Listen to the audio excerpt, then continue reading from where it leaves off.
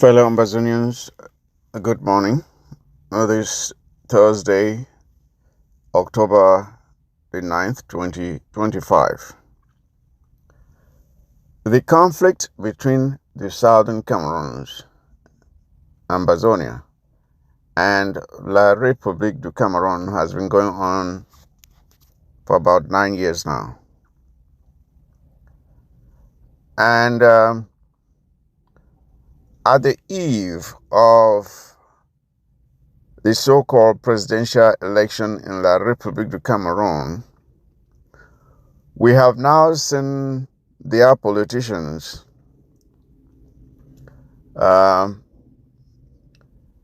exhibiting some very strange behaviors. Some are postulating, some are gyrating, some they are tripping over each other, some are even breakdancing in an effort to show Ambazonians just how much they care about us. But the question is, if they truly cared about us, did they have to wait 9 years after to show us that they care? Even people who have said some really nasty things, have characterized us as terrorists, have said there was no problem in the southern Cameroons. These same people now want us to believe that they are the messiahs that are supposed to save us. Do you believe them? I don't. Let us take a step back, fellow brothers and sisters, and look at the period when we unfortunately came together with La République du Cameroon and compare the regions, which, as you well know, there was the northern part of the British protectorate territories that were under the British control, as we were at the same time. And that region chose to join Nigeria, while unfortunately our own forefathers chose to take us to La République du Cameroon. Now, let us look at the way these two regions have been administered. Let's look at the way they have been welcomed or not within these various regions that they were taken to. The northern part of the territory that chose to join Nigeria, we will realize that there has been no agitation on their part to leave Nigeria. Let's take note of that.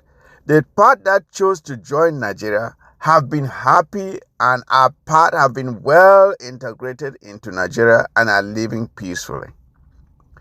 While our region that unfortunately joined La République du Cameroon has not been treated well. And it all boils down to the fact that those that chose to join Nigeria were welcomed as brothers and sisters, while La République viewed us as captured territory, as bought property, as people that had been sold to them. As I said, captured territory, like territory that was captured during war or something. We were not welcomed as brothers from the very onset. You see, it is all about how those in the north were treated, contrary to how the southern Cameroons have been treated by La République du Cameroon. The relationship between La République du Cameroon and the southern Cameroons has been like that of a predator and a prey. It has been like that of a predator and a prey. From the very onset, the southern Cameroons and Ambazonia have been treated like the prey, people who are supposed to be used and abused. La République du Cameroon and their children have been raised to see Ambazonians as second-class citizens, as people who are supposed to serve in less important positions, people who are supposed to take orders. This has gone on for so long within La République du Cameroon that it is almost cultural for them to treat us as such. It will therefore take another 50 to 60 years to reverse this mindset, even with the best intentions, because the way they currently view Ambazonians is as people who are supposed to serve them and to be treated as second-class citizens. It is just like second nature to them now. And take note that they have not even demonstrated the intention yet to treat us as equals. Therefore, we first of all have to get to a point where they are willing now to treat us as equals. And then even if they decide, it would take probably another 50 to 60 years for that to effectively happen. Many of them still talk about us dismissively. Even those of our brothers who are supposed to be in high positions in their government are not given the regard. Even with the best of intentions, Ambazonians don't have 50 to 60 more years to wait for a revision of this mindset or a reversal of this mindset. That is why we must and cannot continue to cohabit with La République du Cameroon. If they had treated us as brothers, like Nigeria treated the northern region that joined them, we will not be where we are today. Too much damage has been done. The lack of respect for us and even the outright hatred. We remember some of the statements that some of their officials made when this conflict started. Some called for a complete eradication of all Ambazonians within our territory, that they should just come and wipe everybody out indiscriminately. That's what some of them called for. You see, and the worst thing is that this hatred is not deserved. It is not because of anything we have done wrong to deserve this hatred. They just hate us for who we are. Ambazonians have in turn developed a deep distrust of La République du Cameroon as people who cannot be trusted, because they have demonstrated more than 1,000 times that they cannot be trusted. They themselves have demonstrated it, that they cannot be trusted. We are therefore incompatible with them and must therefore go our separate ways, as they have, of course, demonstrated. La République du Cameroon abandoned us when they choose to go back to their name at independence. And we Ambazonians have accepted their decision. We are simply accepting the decision they took. When I watched Eric Chinje and another federalist on ABS TV yesterday, arguing so fervently for Ambazonians to allow for La République conducted elections to take place in Ambazonia, I was compelled to wonder. Because their argument was that Ambazonians should allow this election to take place because that may be the path to our freedom. That may be the path to our freedom, as if we have not done this before. First of all, by insisting that Ambazonians should take part in the La République du Cameroon elections is an acknowledgement that Ambazonians have been assimilated like the 2 cubes of sugar they talked about. And secondly, a positive on the Ambazonian side is that if they are begging us to allow for the elections to take place, that means they now have come to the realization that we control our territory. And that if we don't want these elections to take place in our territory, it will not happen. But then, going back to my first point, it is an acknowledgement or an acceptance on their part, of course, not on the part of us Ambazonians, that Ambazonians have been assimilated. Like the 2 cubes of sugar that they talked about. It implies that we have been dissolved.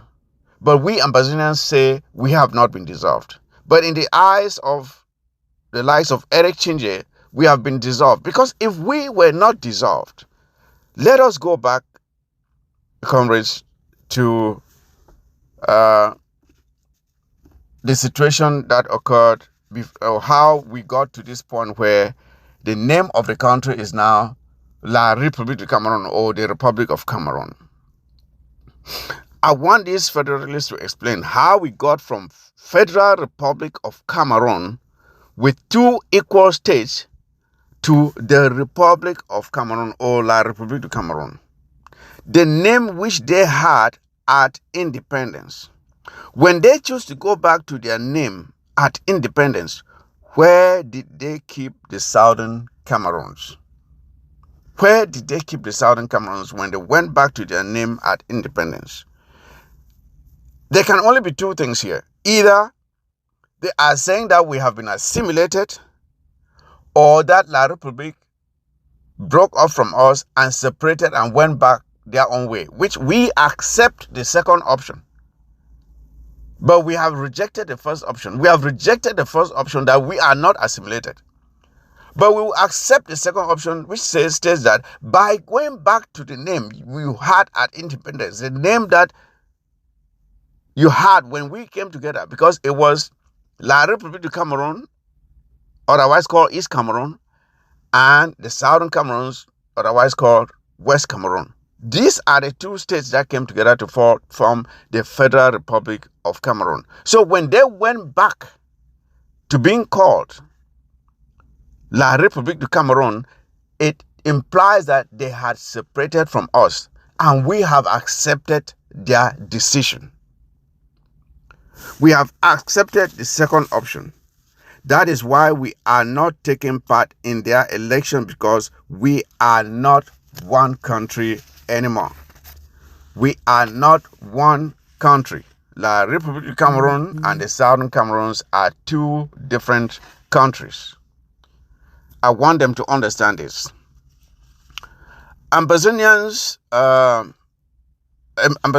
in turn, as I've said before, have developed a distrust for La République du Cameroun, and we are not about to go back and live with people we don't trust.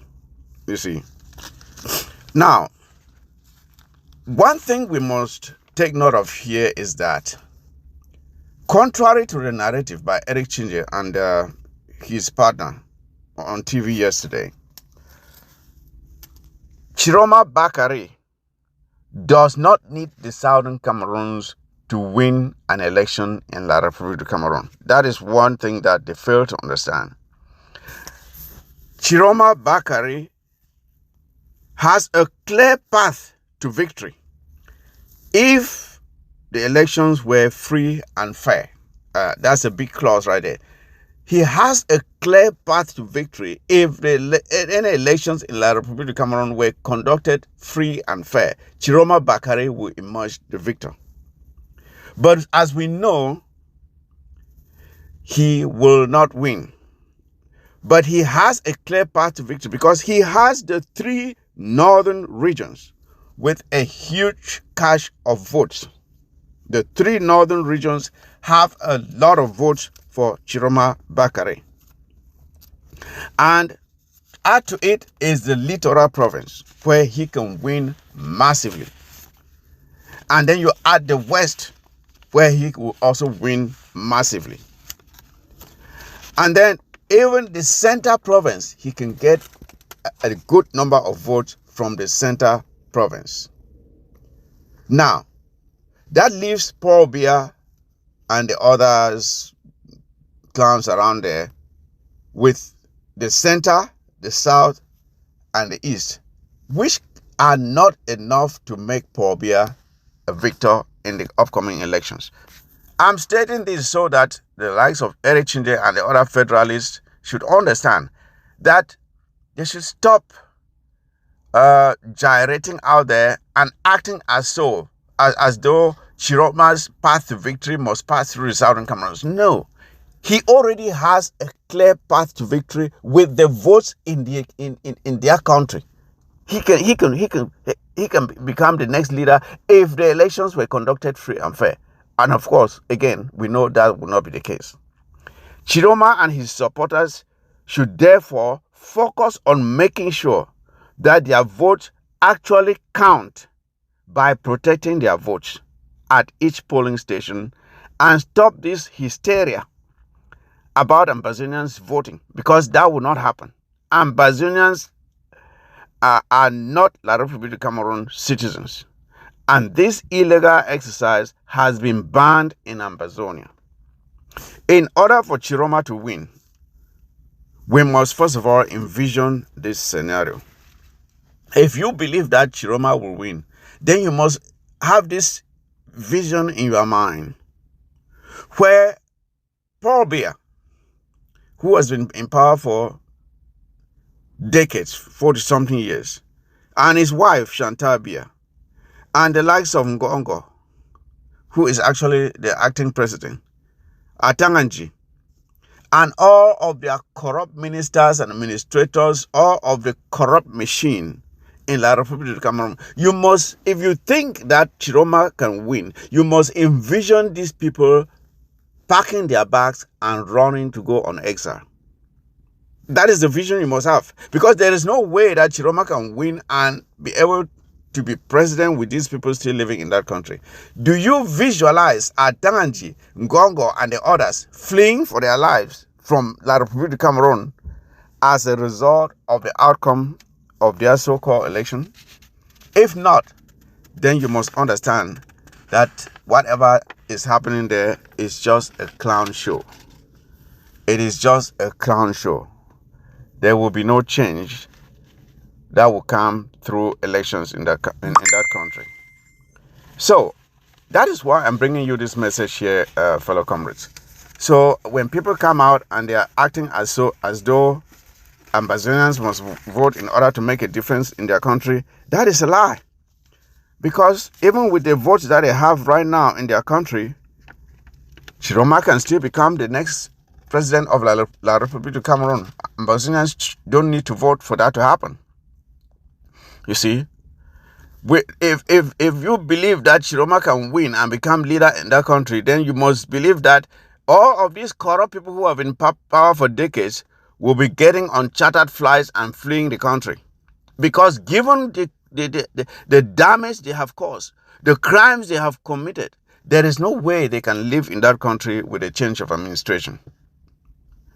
Given what they have done to that country, they cannot stay there with a change of leader. A change of government will imply self-exile for members of this evil and corrupt regime. And I don't see that happening. Can you therefore imagine these people willfully handing over power in order to go on exile? Can you imagine that? The answer is an emphatic no. If there is ever going to be a change of power in La République du Cameroon, it will not be peaceful. Let me say it again. If there is ever going to be a change of power or leadership in La République du Cameroon, it will not be peaceful. So, Chiroma supporters should start planning on what to do when their election victory is stolen. Remember what I said here. When it is stolen, not if it is stolen, because it is certain that it will be stolen, because it will be stolen. And my advice, therefore, to them is this. You must start mobilizing for a massive uprising which must be maintained until the criminal regime backs down. That is my free advice to La République du Cameroon citizens and the Chiroma and others out there who are supposedly running for the office of their president and hoping to win. If you truly think that you can change that country and have a new leader, you must start mobilizing now. Forget about the vote. The vote is not the problem. The problem is claiming power after the vote. That is where the problem is. You can win the election, but will you be able to claim power? That is the question that these people must answer, Chiroma and the others. Can you claim power in that country after winning the vote? If you cannot, then you are just wasting your time. So in order to claim power, you must have a structure in place, a system in place that will ensure that you will actually benefit from the votes that you have received. As for us Ambazonians, we will be spectators to this game, which does not concern us at all. We have sacrificed too much in the past just for La République du Cameroon citizens to claim the benefit of our sacrifices. We sacrifice the blood of our children and brothers and sisters in order to have this very multipartism that they are now able to take part of. We sacrifice our blood. We sacrifice, even we need a university, we have to sacrifice our children just to have it. We are tired of sacrificing so you can reap the benefits. You go ahead, take care of your own country, we will take care of ours. We are now focused on sacrificing to secure our country, Ambazonia, where we will be able to shape our own destiny. So, my message to La République citizens, La République du Cameroon citizens, adieu La République. You are now on your own.